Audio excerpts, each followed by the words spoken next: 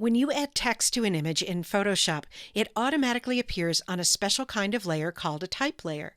Text on a type layer remains editable, so that you can always change its content or its appearance. And it has smooth edges when printed, even if you make the text a lot bigger. In this video, we'll practice adding text to an image. You can use this image from the downloadable practice files for this tutorial, or an image of your own. The tool you'll use most often to create text is the horizontal type tool. You can select it here in the Tools panel. Then go up to the Options bar and click on the Font menu. Here you'll see a list of fonts that you can scroll through to choose one you like. The list shows you a preview of what each font looks like. Or if you know the font that you want, you can just type it here in the font field. I'll type Georgia. And Photoshop shows you all available styles of that font. I'll choose Georgia Bold. If you don't have this font, choose a font of your own. Next, let's set the font size. This menu shows you the font size in points by default. By the way, the default size is very small on a large image like this. If you ever enter type and you can't see it, that's probably why. So just try again with a larger font size. Here you can type in a font size if you know it, or you can click this arrow and choose a font size from the drop-down menu. I'll choose a large font size. Let's use white for the text we're going to enter. To set the font color, go up to the Options bar and click the Font Color field. That opens the color picker, which we covered in an earlier tutorial in this series. To select white here, go to the large field on the left and click on white, and then click OK. If you want to type uppercase letters, as I do, press the Caps Lock key on your keyboard. Then click in the image and start typing. I'm going to type the name of a fictional tailor business. You can type any name you like. After you enter or edit text, you always have to accept it. One way to do that is to go up to the Options bar and click the big check mark there. If the text isn't where you want it, then go to the Tools panel and select the Move tool.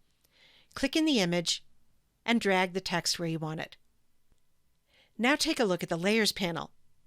You'll see that Photoshop has created a new layer for you, and it's even named it for you. The T icon on the layer indicates that this is a special re-editable type layer. Now let's say you want another type layer. Using multiple type layers will let you work with and position each one separately, just like regular layers. So let's go back to the Tools panel and select the horizontal type tool again. Then move into the image and hold down the Shift key as you click to start a new type layer. That assures that the new text will end up on its own layer rather than tacked on to the end of the first layer, which can happen if you start making one type layer too close to another. Let's choose some different options for this type layer.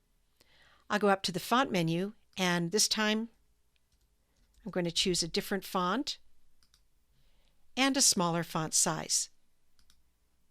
And then I'll start typing. You can type what you like. At the end of the first line, I'm going to press the Return or the Enter key on the keyboard to add another line of type on the same type layer. When you're finished typing, go up to the Options bar and click the big check mark. As long as you still have the type layer selected in the Layers panel, and you still have the horizontal type tool selected in the Tools panel, you can change the options for this type layer. For example, if I want the two lines of type on this layer to be center aligned, here in the Options bar, I'll click the Center Align icon. Then select the Move tool in the Tools panel and click on the new text and drag it where you want it. And now there's another type layer over in the Layers panel. When you're finished, go to the File menu and choose Save As.